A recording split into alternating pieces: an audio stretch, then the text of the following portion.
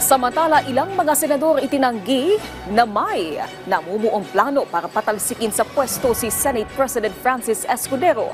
Sa ngayon ay abala ang mga senador sa ilang mga panukalang batas kabilang na ang proposed 2025 national budget na target malagdaan ni Pangulong Ferdinand R. Marcos Jr. bago magpasko. Si Daniel Manalasta sa sentro ng balita.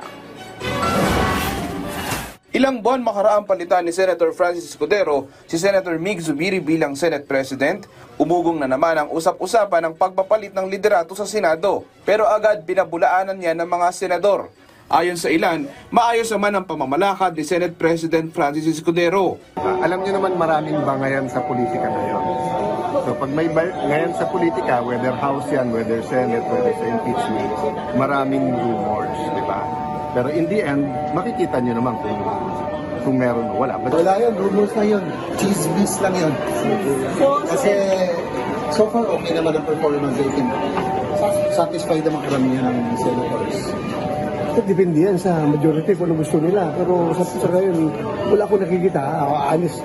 Honestly, hindi ko binubulat. Umugong ang palitan ng liderato sa harap din ng impeachment na inihain laban kay Vice President Sara Duterte sa Kamara.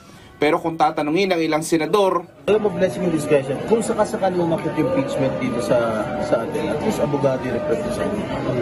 So better na manatili si SPG?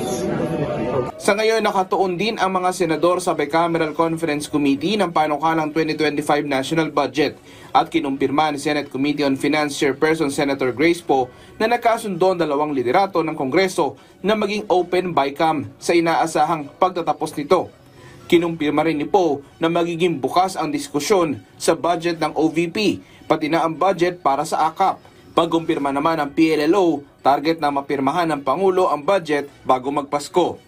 Daniel Manalastas para sa Pambansang TV sa Bagong Pilipinas.